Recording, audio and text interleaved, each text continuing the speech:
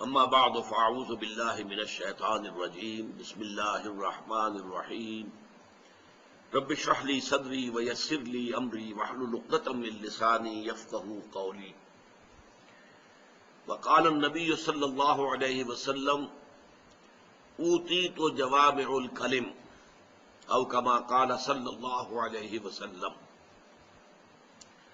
حضرات، مطالعہ قرآن حکیم کے جس منتخب نصاب کا سلسلے وار درس مجالس میں ہو رہا ہے وہ 6 حصوں پر مشتمل ہے۔ پہلا حصہ جامع ترین اسباق پر مشتمل ہے اور اس میں 4 درس تھے کہ جو ہم نے پڑھ لیے۔ پہلا سورۃ العصر، دوسرا آیت البر، تیسرا سورہ لقمان کا رکوع نمبر 2 اور چوتھا یہ درس جو ابھی پچھلی نشست میں ختم ہوا، سورہ حامیم السجدہ کی آیات 30 تا 36۔ یہ چاروں جامع اسباق ہیں اور اس وقت میں چاہتا ہوں کہ ان چاروں کا ایک تقابلی مطالعہ آپ کے سامنے آ جائے، جس کے لیے یہ ایک خاکہ بنا کر بھی آپ حضرات کے سامنے پیش کیا گیا ہے۔ دیکھیے، یہ جو منتخب نصاب ہم نے مرتب کیا ہے اس کی غرض و غایت کیا ہے؟ ہم مسلمانوں کے تصورات 2 اعتبارات سے بہت محدود ہو گئے۔ اسلام دین ہے، مکمل دین ہے، مکمل نظام زندگی ہے۔ یہ اپنا غلبہ چاہتا ہے۔ جب یہ غالب ہوتا ہے تو دین ہوتا ہے، جب مغلوب ہوتا ہے تو مذہب بن جاتا ہے۔ مذہب اور دین میں فرق کیا ہے؟ مذہب صرف 3 چیزوں پر مشتمل ہوتا ہے۔ کچھ عقائد ہوں گے، کچھ مراسم عبودیت، ریچولز، اور کچھ سوشل فنکشنز، کسٹمز۔ بچہ پیدا ہو تو اس کو کیسے سیریمنی کیا ہونی چاہیے، عقیقہ ہو، بیپٹائز کیا جائے، کیا کیا جائے۔ کوئی مر جائے، ڈیڈ باڈی جو ہے اس کو ڈسپوز آف کیسے کیا جائے، جلایا جائے، دفن کیا جائے، کیا کیا جائے۔ کوئی تہوار منانے ہیں، یہ 3 چیزیں جو ہے یہ مذہب ہے۔ دین میں آتا ہے تو مکمل نظام زندگی۔ اسلام میں یہ 3 چیزیں بھی ہیں، عقائد بھی ہیں، ایمانیات ہیں، پھر عبادات ہے، نماز ہے، روزہ ہے، حج ہے، زکوٰۃ ہے، پھر سوشل کسٹمز ہیں ہمارے۔ بچہ پیدا ہوتا ہے تو عقیقہ کرتے ہیں، شادی ہوتی ہے تو اس کے اپنے لوازم ہیں، نکاح ہے، ولیمہ ہے، پھر کوئی فوت ہو جاتا ہے تو اس کے لیے تکفین ہے، غسل ہے، تدفین ہے، تدفین ہے، دفن کرنا ہے، نماز جنازہ ہے، وغیرہ وغیرہ۔ لیکن ان پر مستضاد ایک سیاسی نظام بھی ہے، نظام حکومت، پورا قانون۔ قانون کے جو دیوانی بھی ہوگا، فوجداری بھی، دونوں، کرمنل لا، سول لا، دونوں۔ پھر اس کا ایک معاشی نظام ہے، فلاں فلاں چیزیں حرام ہیں، سود حرام ہے، جوا حرام ہے۔ اس کا ایک معاشرتی نظام ہے۔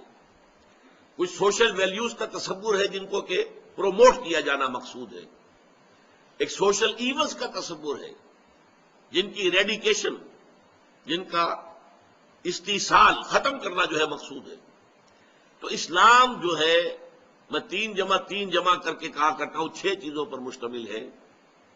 عقائد، عبادات اور معاشرتی رسومات، یہ مذہب والا حصہ ہو گیا۔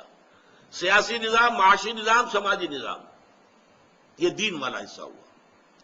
بدقسمتی سے ہمارے ذہنوں میں بالعموم جو ہے، عام طور پر اسلام کا تصور صرف ایک مذہب کی حد تک رہ گیا اور ہم اس پر کنٹینٹڈ ہیں۔ بلکہ ہمارے بہت بڑے عالم دین نے انگریز کے دور میں کہا تھا کہ ہمیں کوئی کام ایسا نہیں کرنا چاہیے جس سے کہ ہمارے حکمرانوں کو تشویش ہو، اس لیے کہ انہوں نے ہمیں مذہبی آزادی دے رکھی ہے۔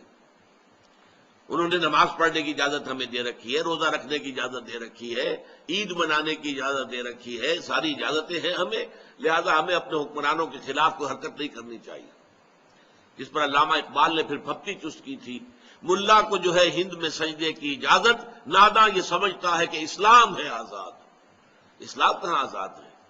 اسلام کا قانون فوجداری وہ تو یہاں نافذ نہیں ہے، اسلام کا سول قانون وہ تو نافذ نہیں ہے۔ شراب کے یہاں لائسنس ہیں، ٹھیکے ہیں، زنا کے ٹھیکے ہیں، زنا کے اڈے ہیں. یہ اسلامی نظام تو نہیں ہے. تو اس اعتبار سے اس نظام کو ہم ذہناً قبول نہیں کر سکتے. اس کو تو بدلنا، اس کو ختم کرنا، یہ مسلمان کی زندگی کا مقصد ہونا چاہیے. تو ایک تو یہ کہ دین کا تصور صحیح ہو جائے مسلمانوں میں، وہ محدود تصور کہ یہ مذہب ہے یہ ختم ہو جائے، اور یہ تصور واضح ہو جائے کہ یہ مذہب بھی ہے، لیکن مذہب کے علاوہ اس میں پورا مکمل نظام زندگی ہے، سیاسی، معاشی، معاشرتی. دی پولیٹیکو سوشو اکنامک سسٹم مکمل جو ہے اسلام کے اندر موجود ہے. نمبر 2، ہمارے ذہنوں میں اور ہمارے عوام کی اکثریت کے ذہنوں میں یہ بات بیٹھ گئی ہے، جب ہم مسلمان ہیں تو ہماری نجات تو لازماً ہو جائے گی، جنت تو ہمارا پیدائشی حق ہے، ہم چاہے زانی ہیں، شرابی ہیں، یہ ہیں وہ ہیں، لیکن تیرے محبوب کی امت میں ہے. جب امت محمد کے اندر ہے ہم شامل صلی اللہ علیہ وسلم، تو پھر ہماری شفاعت تو ہو جائے گی. امتی امتی، اللہ کے نبی صلی اللہ علیہ وسلم جو ہے کس قدر تشویش میں ہوں گے اپنی امت کے بارے میں. وہ یہ بھول گئے کہ جب انسان یہ کام کر رہا ہے تو امت کے دائرے سے خارج ہو چکا ہے. وہ امتی کہاں رہا؟ وہ تو صرف کہنے کو امتی ہے، حقیقت میں تو امتی نہیں ہے. یہ جو تصور ہے ہمارا، جب تک کہ یہ ٹھیک نہ ہو تو کسی اعلیٰ کام کے لیے، کسی بلندر کام کے لیے، کسی مشکل تر کام کے لیے، کسی کٹھن تر کام کے لیے آدمی کیوں تیار ہوگا؟ نظام باطل سے ٹکر لینا، اس میں تو خطرات ہیں، جان کا خطرہ ہے، مال کا خطرہ ہے، اور بہت سے اندیشے ہیں، تکالیف آ سکتی ہیں. تو اس سے بہتر ہے کہ جسے پنجابی میں کہتے ہیں نیوی پا کے آدمی زندگی گزار دے. ٹکر کیسے لے گا وہ؟ اگر اسے یہ معلوم نہ ہو کہ ٹکر لینا میرے لیے فرض ہے، لازم ہے. یہ ہے در حقیقت وہ چیز کہ جس کے لیے قرآن مجید سے یہ 4 مقامات ہم نے منتخب کیے کہ معلوم ہو جائے کہ اسلام میں جو فرائض اور ذمہ داریاں ہیں وہ صرف نماز روزہ نہیں ہے. حج بیت اللہ کا کر لیا ہو یا ہر سال عمرہ کر رہے ہو، اسی سے بات نہیں بن جائے گی. سوال یہ ہے کہ اس کے ساتھ آپ کے باقی اعمال صالحہ بھی ہیں کہ نہیں. آپ حرام میں ملوث تو نہیں ہیں. کوئی شے جسے اللہ کی کتاب نے حرام قرار دیا ہو، آپ اس میں ملوث تو نہیں. پھر یہ کہ آپ کی زندگی کا رخ کیا ہے؟ آپ باطل کی چاکری کر رہے ہیں، ملازمت کر رہے ہیں، باطل کو پروموٹ کر رہے ہیں، باطل کو سپورٹ کر رہے ہیں. آپ کو معلوم ہے ہمارے ہی خاص طور پر پنجاب سے فوجی گئے تھے جنہوں نے خانہ کعبہ پر بھی گولیاں چلا دی تھی. ہمارے ہاں سے لوگ گئے تھے انگریز کے ساتھ، جنرل ایلنبی کے ساتھ، جنہوں نے بیت المقدس کا قبضہ لے کر دیا ہے انگریزوں کو. اس میں ہمارے فوجی موجود تھے. یہ سب لوگ کیا ہیں؟ ان کا تصور دین کیا ہے؟ یہ جو کچھ ان کا طرز عمل ہے وہ کیا ہے؟ اس کو سمجھانے کے لیے یہ 4 اسباق جو جامع ہیں، چنانچہ آپ کو یاد ہوگا کہ امام راضی رحمۃ اللہ علیہ کا میں نے ایک جملہ اس وقت سورۃ العصر کے دوران پڑھ کے آپ کو سنایا تھا کہ وہ کہتے ہیں اعلم ان ھذا الآیہ فیہا وعید شدید. جب سورۃ العصر کہتی ہے کہ نجات ممکن نہیں ہے جب تک کہ 4 شرطیں پوری نہ کرو، ایمان، عمل صالح، تواصی بالحق، تواصی بالصبر. 4 شرطیں پوری کرو گے تو نجات ہوگی، ورنہ نہیں ہے. والعصر ان الانسان لفی خسر الا الذین آمنوا وعملوا الصالحات وتواصوا بالحق وتواصوا بالصبر. اعلم ان هذه الآیہ فیہا وعید شدید. اس میں بڑی شدید وعید ہے اللہ کی طرف سے. لأن اللہ تعالی حکم بالخسار علی جمیع الناس. اس لیے کہ اللہ تعالیٰ نے تو تمام انسانوں کی تباہی اور بربادی کا فیصلہ کر دیا. الا من کان آتیا بہذہ الاربع اشیاء الاربعۃ، سوائے ان کے جو ان 4 شرطوں کو پورا کریں. وہی الایمان، پہلے ایمان ہے، والعمل الصالح، دوسرا عمل صالح ہے، وتواصی بالحق، اور تواصی بالحق ہے، وتواصی بالصبر، اور تواصی بالصبر ہے. وَدَلَّ ذَلِكَ، یہ الفاظ ذرا نوٹ کیجئے اور یہ اردو میں بھی آپ کو سمجھ آ جائے گا. دلہ دلالت کرنا، وَدَلَّ ذَلِكَ، اس سے دلالت ہوئی اس بات کی طرف، رہنمائی ملی اس بات کی طرف، ان النجات، کہ نجات جو ہے آخرت میں، عذاب الہی سے بچ جانا، چھٹکارا پا جانا، ان النجات معلقۃ بمجموع هذه الاشیاء، کہ نجات جو ہے ان چاروں چیزوں کے مجموعے پر معلق ہے۔ ہمارے ہاں کیا ہے، محض ایمان ہے، ایمان کا بھی صرف زبانی اقرار ہے، دل میں یقین ہے ہی نہیں، اور جنت کے ٹھیکیدار ہیں ہماری تو گویا کہ ریزرویشن ہے جنت کے اندر۔ تو اب اس سے آگے کچھ محنت کرنے کی ضرورت کیا ہے؟ قائقوں کو کھکیڑ موڑ لینا ہے، حرام سے بچنا، جبکہ حرام کے ذریعے سے، سودی کاروبار کے ذریعے سے، یا اور غلط کاموں کے ذریعے سے، رشوتوں کے ذریعے سے اگر آپ کو دنیا میں عیش مل رہے ہیں، ہر طرح کی تعیشات ہیں، ہر طرح کی آسائش ہے، تو کیوں چھوڑے آدمی؟ جبکہ جنت تو پھر بھی ملی جائے گی۔ یہ بالکل وہ عقیدہ ہے کہ جو یہود کے اندر پیدا ہو گیا تھا۔ وہ کہتے تھے لن تمسنا النار الا ایاما معدودات، اور دوسری مرتبہ پھر آیا ہے لن تمسنا النار الا ایاما معدودہ، ہمیں آگ نہیں چھو سکتی مگر گنتی کے چند دن۔ ہم تو نحن ابناء اللہ واحباؤہ، ہم تو اللہ تعالیٰ کے بیٹوں کے مانند ہیں، اس کے چہیتے ہیں، اس کے لاڈلے ہیں، تو ہمیں اللہ جہنم میں نہیں ڈالے گا۔ اور اگر صرف دوسرے لوگوں کی آنکھوں میں دھول جھونکنے کے لیے ہمیں جہنم میں ڈالا بھی تو فوراً نکال لے گا۔ ایام معدودات، چند دن کے سوا نہیں۔ قل ہاتوا برہانکم ان کنتم صادقین، فرمایا لاؤ نا دلیل، کہیں تورات میں اللہ نے یہ ضمانت تمہیں دی ہے؟ کسی صحیفے میں، کسی نبی کے صحیفے میں یہ بات اللہ تعالیٰ کی طرف سے آئی ہے؟ بتاؤ۔ لیکن ہمارے ہاں بھی یہی ہے، امت مسلمہ میں ہے، مسلمان ہیں، نام مسلمانوں کا سا ہے، مسلمان والدین کے ہاں پیدا ہو گئے ہیں، کبھی بہت خیال ہوا تو کچھ نماز بھی پڑھ لی ہے، روزہ بھی رکھ لیا ہے، اور اس کے اوپر ہم مطمئن ہیں کہ ہمیں جنت مل جائے۔ جب تک یہ تصور ختم نہیں ہوگا، جب تک فرائض دینی کا جامع تصور سامنے نہیں آئے گا، اس وقت تک ظاہر بات ہے کہ ہمارے عمل میں کوئی تبدیلی نہیں آ سکتی۔ یہ ہے وہ نقطہ کہ جس کی وجہ سے اس منتخب نصاب میں یہ 4 اسباق شامل کیے گئے، جن میں چاروں میں وہ چاروں چیزیں موجود ہیں۔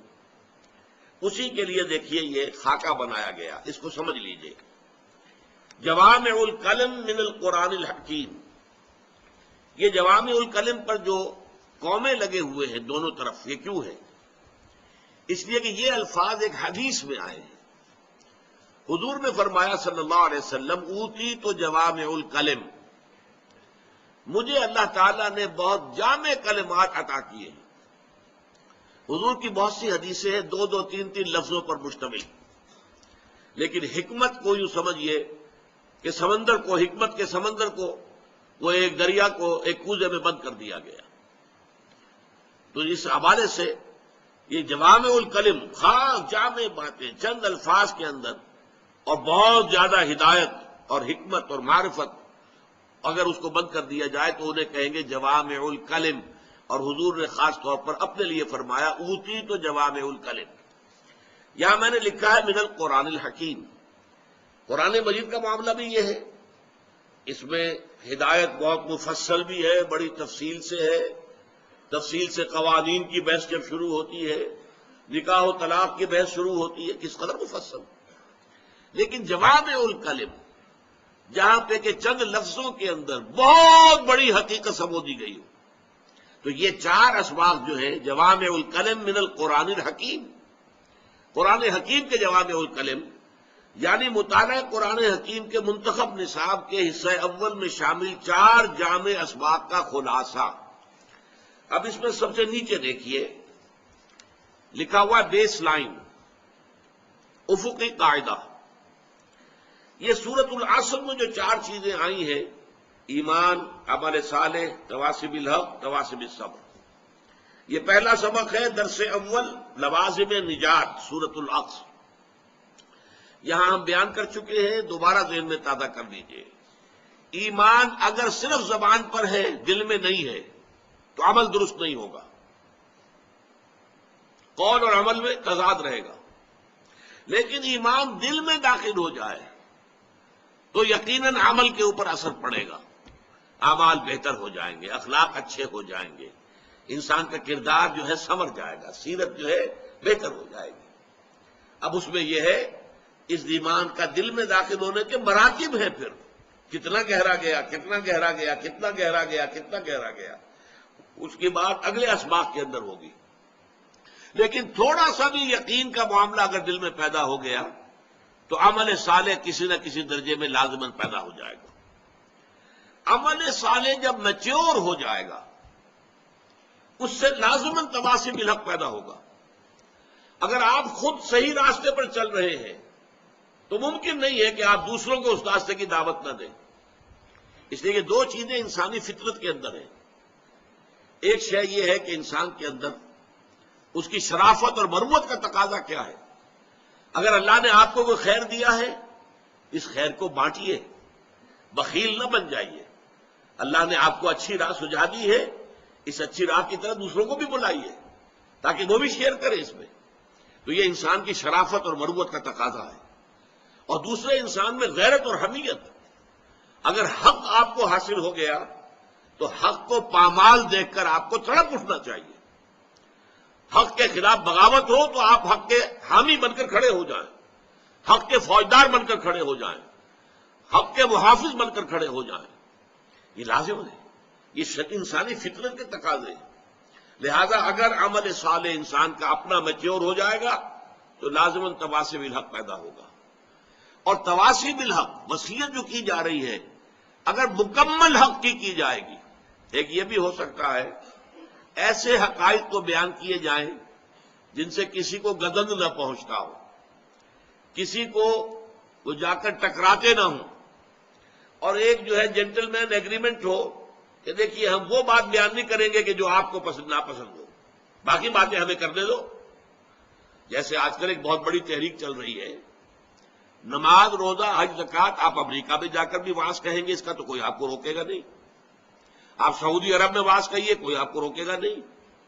اسرائیل میں جا کر وعظ کہیے کوئی نہیں روکے گا. لیکن آپ اسلام کے نظام، سیاسی، معاشی، معاشرتی کی بات کریں گے، اب ظاہر بات ہے کہ اس کو برداشت نہیں کیا جائے گا امریکہ کے اندر.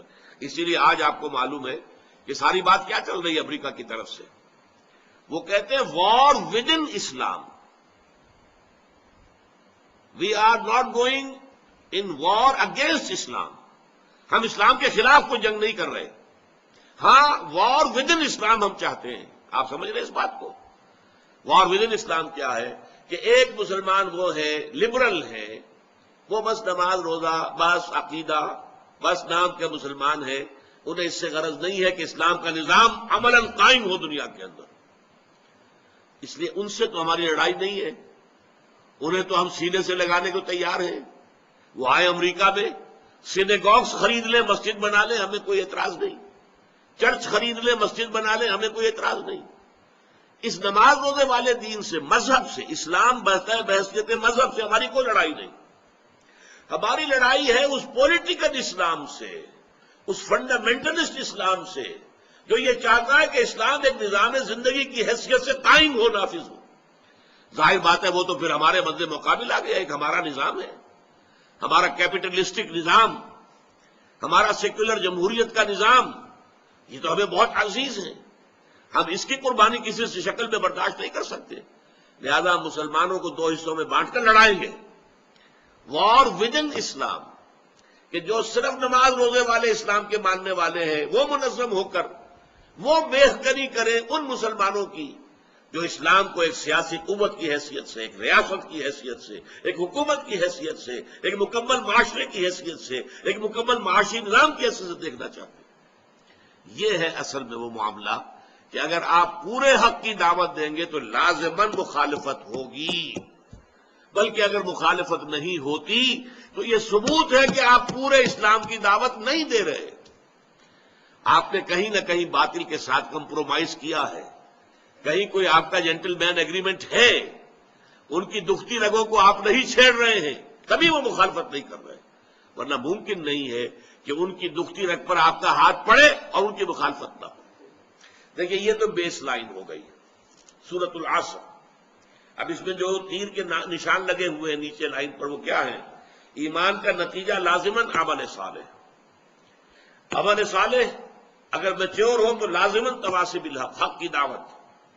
اور یہ اگر کل حق کی دعوت ہے تو لازماً تواصی بالصبر کی ضرورت پیش آئے گی. اس سے ذرا اونچے اٹھے. اب یہ دوسرے ایرو ہیں، یہ عمودی ترفع ہے. اس سے ذرا اونچا مقام ہے جو درس دوم میں ہمارے سامنے آیا. ایک ہے لوازم نجات، بیس لائن، جس سے نیچے نجات ہے ہی نہیں، لیکن اوپر مراتب عالیہ ہے، اونچے ہیں. یہ حقیقت بر و تقوی، آیا بر. لیس البر ان تولوا وجوہکم قبل المشرق والمغرب ولکن البر من آمن باللہ والیوم الآخر والملائکۃ والکتاب والنبیین الی آخر الآیہ. اب اس میں دیکھیے ایمان، یہ 5 ایمانیات کا بیان آ گیا. ایمان اللہ پر، یوم آخر پر، فرشتوں پر، انبیاء کرام پر، آسمانی کتابوں پر. عمل صالح میں انسانی ہمدردی اور خدمت خلق میں مال کا انفاق، عبادات، نماز اور روزہ، التزام، معاملات کے ضمن میں ایفاء عہد. نمبر 3 چیز یہاں پر مقدر ہے، انڈرسٹوڈ ہے، لیکن واضح طور پر بیان نہیں ہوئی. جن لوگوں کا یہ کردار ہے ان کی جنگ اگر ہوگی تو کس لیے ہوگی؟ حق کے لیے ہوگی. آخری چیز صبر، والصابرین فی البأساء والضراء وحین الباس. صبر کرنے والے فقر و فاقہ پر، تکلیف میں، اور سب سے بڑھ کر یہ کہ جنگ کی حالت. اب آئیے تیسرا سبق، اور اونچے اٹھے. یہ ہے مقام عزیمت، حوصلے والی بات، ہمت والی بات. سورہ لقمان کا دوسرا رکوع. اس میں ہم نے کیا پڑھا؟ ایمان کے ضمن میں اللہ کے شکر کا التزام اور شرک سے اجتناب. وَلَقَدْ آتَيْنَا لُقْمَانَ الْحِكْمَةَ أَنِ اشْكُرْ لِلَّهِ، اللہ کا شکر. اور پھر حضرت لقمان نے اپنے بیٹے کو جو پہلی بات کہی، وَإِذْ قَالَ لُقْمَانُ لِابْنِهِ وَهُوَ يَعِظُهُ يَا بُنَيَّ لَا تُشْرِكْ بِاللَّهِ. شکر کا التزام اور شرک سے اجتناب. اعمال کی جزا و سزا کا یقین، بدلہ مل کر رہے گا، انسانی اعمال ضائع نہیں ہوں گے. یا بنی انہا ان تک مثقال حبۃ من خردل فتکن فی صخرۃ او فی السماوات او فی الارض یأت بها اللہ ان اللہ لطیف خبیر. اس سے اوپر پھر اس کے اندر امر بالمعروف اور نہی عن المنکر. اعمال صالحہ کے اندر والدین کے ساتھ حسن سلوک، اتباع اور اطاعت اس کی جو خود اللہ کی جانب رخ کیے ہوئے ہو، اقامت صلاۃ، تکبر اور خود پسندی سے گریز، ولا تصعر خدک للناس ولا تمشی فی الارض مرحا. یہ ساری چیزیں آ گئیں. اور یہاں اب تواصی بالحق کے ضمن میں ایک نئی اصطلاح آئی، امر بالمعروف اور نہی عن المنکر. یہ اصطلاح پھر قرآن مجید میں بکثرت آئی ہے، 10 مرتبہ آئی ہے. امت کا مقصد وجود اسی اصطلاح کے حوالے سے بیان ہوا.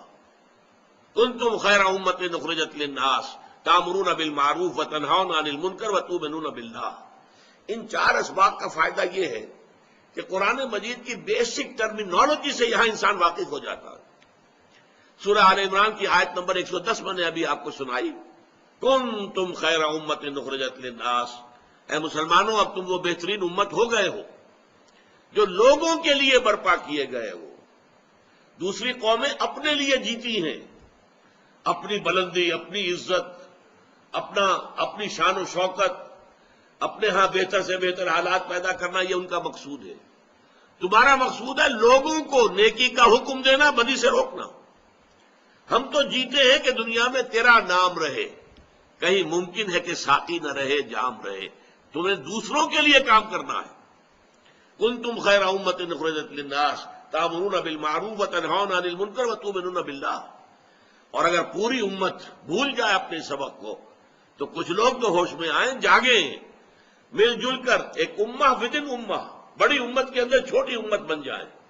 وَلْتَكُن مِّنكُمْ أُمَّةٌ يَدْعُونَ إِلَى الْخَيْرِ وَيَأْمُرُونَ بِالْمَعْرُوفِ وَيَنْهَوْنَ عَنِ الْمُنكَرِ وَأُولَٰئِكَ هُمُ الْمُفْلِحُونَ. تم میں سے ایک امت تو ایسی ہونی ہی چاہیے جن کے کام ہی صرف 3 ہوں: خیر کی دعوت دینا، نیکی کا حکم دینا، بدی سے روکنا. آگے چلیے اس میں اسی دوسرے رکوع میں سورہ لقمان کے یا بنی اقم الصلاۃ وامر بالمعروف ونہی عن المنکر واصبر علی ما اصابک. اور پھر جو تم پر بیتے، جو تکلیف آئے، جو مصیبت آئے، جیسے ستایا جائے، وربل پرسیکیوشن ہو تو صبر کرو، فزیکل پرسیکیوشن ہو تو صبر کرو، ٹارچر کیا جائے تو صبر کرو، جو بھی تم پر آئے، وَاصْبِرْ عَلَىٰ مَا أَصَابَكَ، جو بھی بیتے تم پر برداشت کرو اور جھیلو۔ وہی چار چیزیں یہاں بھی آ گئی۔ پیش نظر کیا ہے؟ یہ تصور پختہ ہو جائے کہ نجات کا راستہ یہ ہے، ایمان، عمل صالح، تواصی بالحق، تواصی بالصبر۔ پھر ایمان کی تفصیل ہو سکتی ہے، اعمال صالحہ کی تفصیل ہو سکتی ہے، تواصی بالحق کے لیے اور اصطلاحات آ سکتی ہیں، اور تواصی بالصبر کے ضمن میں مزید وضاحت آ سکتی ہے۔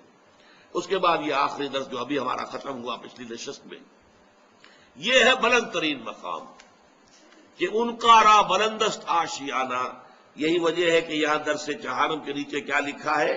حظ عظیم۔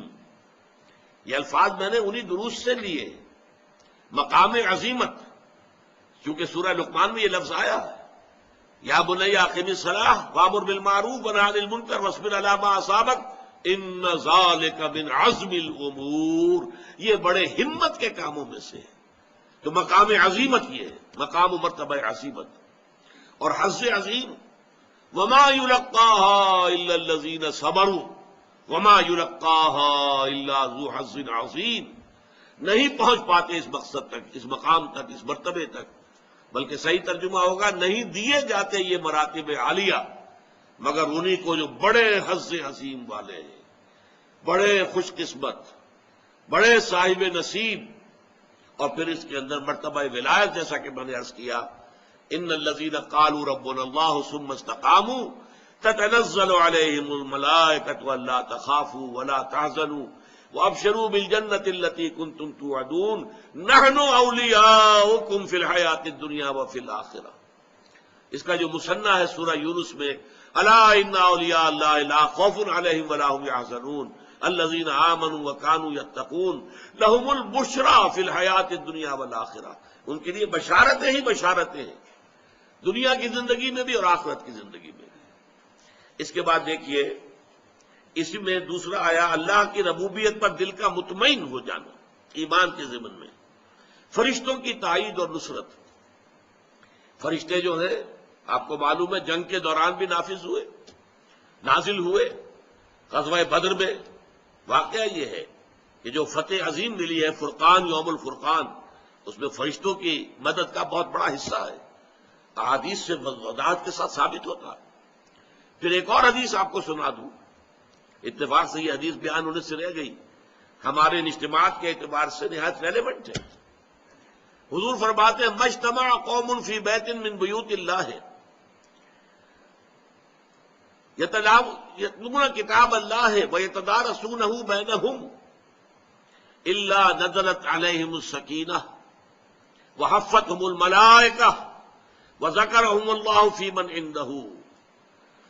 جب بھی کبھی کسی گھر میں مسلمان جمع ہوتے ہیں، کائے کے لیے؟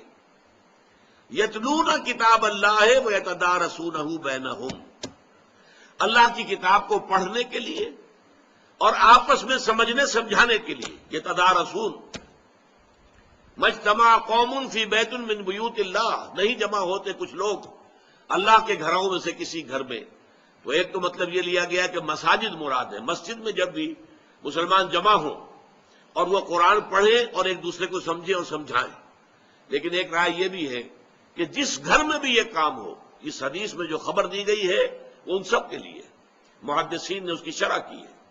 مجتمع قوم فی بیت من بیوت اللہ یتلون کتاب اللہ ویتدارسونہ بینہم الا نزلت علیہم السکینۃ وحفتہم الملائکۃ وذکرہم اللہ فی من عندہ، مگر یہ کہ ان پر سکینت نازل ہوتی ہے اللہ کی طرف سے، اور اللہ کی رحمت انہیں ڈھانپ لیتی ہے، اور فرشتے ان کے گرد گھیرا ڈال لیتے ہیں، اور اللہ تعالیٰ ان کا ذکر کرتا ہے ملائکہ مقربین کی محفل میں۔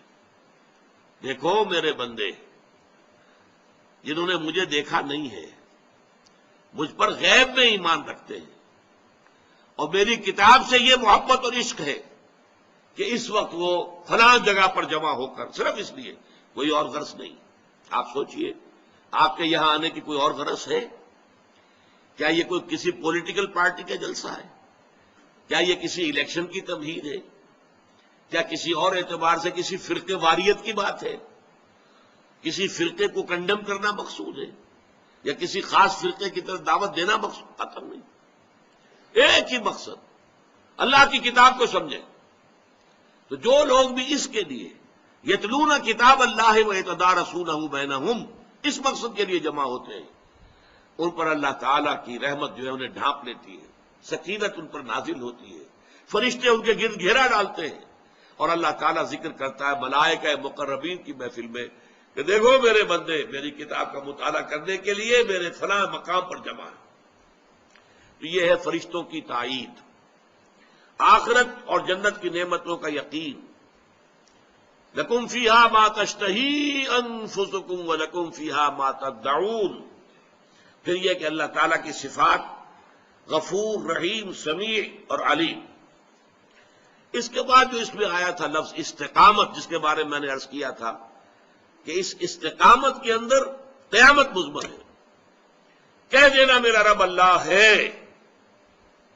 اس پر استقامت کے معنی کیا ہوں گے؟ اب اللہ کا ہر حکم واجب التنفیذ، واجب التعمیل، واجب الاطاعت، ورنہ استقامت کہاں ہوئی؟ من رضی باللہ ربا وبمحمد رسولا وبالاسلام دینا، جو شخص راضی ہو گیا، جس کا دل ٹھک گیا کہ اللہ میرا رب ہے، محمد میرے رسول ہے اور اسلام میرا دین ہے. اگر یہ کیفیت ہو گئی ہے تو اب محمد کا، اللہ کا، اسلام کا، قرآن کا کوئی حکم ایسا نہ ہو کہ جسے پسے پش ڈال دیا جائے. یہ استقامت، اطاعت سب سے پہلے. پھر ایک استقامت باطنی ہے، اللہ کی رضا پر راضی رہنا. جو کچھ ہو رہا ہے اللہ کی مرضی سے ہو رہا ہے. ہمارے والد صاحب ایک واقعہ سنایا کرتے تھے. یہ غالباً 1919 میں پلیگ بہت بڑی پھیلی تھی، اور ایک تھے اللہ کے بندے، ولی اللہ، صوفی. وہ صوفیاء کرام میں سے حصار میں عبد الصمد خان صاحب، جنہیں حضور جی کہا جاتا تھا، وہ پھر پاکستان میں بھی آ گئے تھے. یہ جو مسجد ہے انارکلی کے چوک میں، مسلم مسجد، اس کا سنگ بنیاد انہی کا رکھا ہوا ہے. وہ حضرت جی، ان کے 2 جوان بیٹے تھے، ایک ہی دن میں دونوں فوت، انتہائی خوبصورت. یہ پٹھان تھے کیبل پور کے علاقے کے، وجیح، سرخ و سفید رنگت، 2 جوان بیٹے، اور ایک دن میں دونوں بچے ختم ہوئے. ہمارے والد صاحب بتاتے تھے کہ میں چشمدید گواہ ہوں کہ جب لوگ گئے ہیں، میں بھی گیا ہوں، میں نے دیکھا کہ حضرت جی عبد الصمد خان صاحب رحمت اللہ علیہ، ان کے چہرے پر ملال کا کوئی اثر نہیں تھا. اسی طرح دمکتا ہوا چہرہ، اسی طرح خوش و خرم. لوگ کہتے تھے حضور بڑا افسوس ہے. بھائی وہ افسوس کاہے کا؟ اللہ کا مال تھا، اللہ نے لے لیا. ما اصاب من مصیبت فی الارض ولا فی انفسکم الا فی کتاب من قبل ان نبرأھا. یہ تو اللہ تعالیٰ کی طرف سے، لکھے لا تاسوا علی ما فاتکم ولا تفرحوا بما آتاکم واللہ لا یحب کل مختال فخور. اللہ کچھ دے دے تو اترایا نہ کرو، کچھ چھین لے تو افسوس نہ کیا کرو. اللہ نے چھینا ہے، کوئی حکمت ہوگی. یہ جب تک کیفیت نہیں ہے تو استقامت کا ہو. راضی برضائے رب، رضائے رب پہ راضی رہے. یہ حرف آرزو کیسا؟ خدا خالق، خدا مالک، خدا کا حکم، تو کیسا؟ تیری مرضی، میری پسند، میری رائے. Who are you? رضائے رب پہ راضی رہے. جو رضائے رب ہے اس پر راضی رہو. یہ ایسا ہو جانا چاہیے، یہ یوں ہو جانا چاہیے. یہ کیا حرف آرزو؟ وہ ہوگا جو اللہ چاہے گا. تم کاہے کی آرزو لگا کر بیٹھے ہوئے ہو؟ رضائے حق پہ راضی رہے. یہ حرف آرزو کیسا؟ خدا خالق، خدا مالک، خدا کا حکم، تو کیسا؟ یہ ہے استقامت. اسی استقامت کے اندر پھر توکل ہے. کوئی بھروسہ دنیا کے اسباب پر، مادی ذرائع پر نہ ہو، نہ اپنی قوتوں اور صلاحیتوں پر ہو. ہوگا وہ جو اللہ چاہے گا. محنت ہمیں کرنی ہے اپنی امکانی حد تک. اعدوا لهم ما استطعتم، جتنی بھی استطاعت ہے دشمن کے مقابلے کے لیے ساز و سامان فراہم کرو، اسلحہ فراہم کرو، گھوڑے تیار رکھو، سب کچھ کرو. لیکن کبھی یہ نہ سمجھنا کہ ان اسباب و وسائل سے نتیجہ برآمد ہوگا، نتیجہ اللہ کی مرضی سے برآمد ہوگا۔ توکل تمہارا اللہ کی ذات پر ہونا چاہیے۔ 12,000 کی تعداد میں جب فوج تھی مسلمانوں کی، اس وقت غزوہ حنین میں کچھ لوگوں کے دل میں خیال آ گیا، کبھی ہم 313 ہوتے تھے، شکست نہیں کھاتے تھے، آج تو 12,000 ہے، کیسے شکست کھائیں گے؟ اور ہوا کیا وہاں؟ حوازن کے تیر انداز جو چھپے بیٹھے ہوئے تھے پہاڑوں کے اندر، جب وادی میں لشکر آگے آئے تو پھر جو آئی ہے بوچھاڑ تار جو تیروں کی، تو بھگدڑ مچ گئی، سب کے سب بھاگ گئے۔ بعض روایات میں تو آتا ہے حضور کے پاس صرف 30 یا 40 افراد رہ گئے۔ یہ مولانا شبلی نے لکھا ہے، اگرچہ ان کے شاگرد رشید مولانا سید سلیمان ندوی نے اصلاح کی کہ نہیں، 300-400 کی حد تک آدمی رہ گئے تھے، 12,000 میں سے 300-400 رہ جائیں، 11,600 یا 700 بھاگ جائیں، آپ بتائیے اس سے بڑی بھگدڑ کون سی ہوگی؟ اور اللہ نے یہ کہا، پھر وہی آ گئی، وَيَوْمَ حُنَيْنٍ إِذْ أَعْجَبَتْكُمْ كَثْرَتُكُمْ، اس حنین کے دن تمہیں اپنی کثرت پر ناز ہو گیا تھا، ہماری کثرت پر، ہماری اتنی تعداد، تو اللہ نے تمہیں سبق سکھا دیا، دکھا دیا۔ توکل صرف اللہ تعالیٰ کی ذات پر۔ تو تواضع، عمل صالح، استقامت، تفرقے سے اجتناب، اننی من المسلمین، حلم اور استعاذہ باللہ، جب بھی ذرا محسوس ہو کہ شیطان میرے اندر کچھ غصے کی تحریک کر رہا ہے، میرے جذبات میں کوئی ابال آ رہا ہے، میں ترکی بترکی جواب دینے کی خواہش دل میں اٹھ رہی ہے، فوراً اللہ کی اعوذ باللہ من الشیطان الرجیم، اے اللہ میں تیری پناہ طلب کرتا ہوں شیطان الرجیم کے وسوسے سے، اس کی نزغ سے، اس نے جو ٹھوکا مجھے لگایا ہے، اس نے جو چھوت مجھے لگا دی ہے، اس کی طرف سے جو میرے اندر یہ اکساہٹ پیدا ہو گئی ہے، اے اللہ تو اپنے فضل و کرم سے مجھے بچا لے۔ اور صبر کی معراج، یہ اس رکوع میں جو آئی تھی، وہاں آیا ادفع باللتی یہ احسن، یہ صبر کی معراج ہے۔ پتھراؤ ہو تم پھول پیش کرو، گالیاں دی جائیں تم دعائیں دو، فَإِذَا الَّذِي بَيْنَكَ وَبَيْنَهُ عَدَاوَةٌ كَأَنَّهُ وَلِيٌّ حَمِيمٌ۔ لیکن یہ نوٹ کر لیجئے، میں عرض کر چکا ہوں، یہ مرتبہ ولایت ہے۔ ہمارے صوفیاء کرام، اولیاء اللہ، ان کا در حقیقت یہی مزاج تھا جو اس درس کے اندر سامنے آتا ہے، لیکن چونکہ انہوں نے اقامت دین کی جد و جہد نہیں کی، شیخ معین الدین اجمیری یہاں آئے، دین کی تبلیغ کی ہے، اللہ کی طرف بلایا ہے، 90,000 ہندو محض ان کے ہاتھ پر حق، دست حق پرست پر ایمان لایا، 90,000، لیکن اللہ کا نظام قائم کرنے کی کوشش نہیں کی، لہذا وہ دوسرا رنگ نظر نہیں آئے گا جو صحابہ کرام کی زندگیوں میں دوسرا رنگ بھی ہے۔ وہ اللہ کے ولی بھی تھے، لیکن پھر اللہ کے سپاہی بھی تھے، انہوں نے لوگوں کو قتل بھی کیا ہے۔ آخر جو 70 مارے گئے جو غزوہ بدر میں، تو صحابہ نے قتل کیا، فرشتوں نے کیا، چلیے صحابہ نے کیا، اور انہوں نے جنگیں کی ہے، یقاتلون فی سبیل اللہ فیقتلون ویقتلون، وہ اللہ کی راہ میں جنگ کرتے ہیں، قتل کرتے بھی ہیں، قتل ہوتے بھی ہیں۔ یہ نقشہ صحابہ کرام کی زندگیوں میں ہے، اور نوٹ کر لیجئے ہمارے لیے آئیڈیل جو نقشہ ہے، ہمارے لیے ما انا علیہ و اصحابی، حضور نے فرمایا جو میرا طرز عمل ہے، آپ کا جو 12 سالہ دور ہے مکی، وہ بھی ہمارے لیے واجب الاتباع، اور جو پھر 11 سالہ دور ہے مدنی، وہ بھی ہمارے لیے واجب الاتباع، آپ کی پوری شخصیت ہمارے لیے واجب الاتباع ہے۔ اور اسی رنگ میں ہم دیکھتے ہیں کہ صحابہ کرام رنگے ہوئے ہیں۔ جب مکے میں تھا حکم کہ چاہے تمہیں زندہ جلا دیا جائے، چاہے تمہارے ٹکڑے کر دیے جائیں، تم کوئی جوابی کارروائی نہیں کرو گے، تو اسی پر عمل تھا۔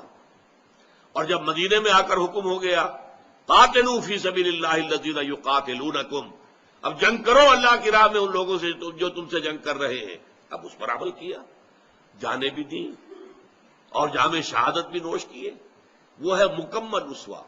البتہ یہ ہے جو مرتبہ ولایت اور مقام دعوت، اللہ تعالی ہمیں حق کو سمجھنے کی توفیق عطا فرمائے، ہمارا تصور دین جامع ہو جائے، اور تصور فرائض دینی ہمارے سامنے واضح ہو جائے کہ نجات کا راستہ کیا ہے، اس کے لوازم کیا ہیں، اس کی شرائط کیا ہیں، اور ان پر پھر مدارج ہے، ایک کے اوپر دوسری منزل، دوسرے پر تیسری منزل، یہ 4 منزلیں ہیں جو اس میں آپ کے سامنے آ گئی ہیں۔ اس کو کاغذ کو اپنے سامنے رکھیے گا، اگر آپ کی میز پر شیشہ ہے اس کے نیچے لگا لیجئے، اس کے حوالے سے ذرا ان چیزوں کو ذہن میں تازہ کرتے رہیں تاکہ یہ 4 اسباق جو ہیں ان کا خلاصہ آپ کے ذہن میں محفوظ رہے۔ اقول قولی ھذا واستغفر اللہ لی ولکم ولسائر المسلمین والمسلمات۔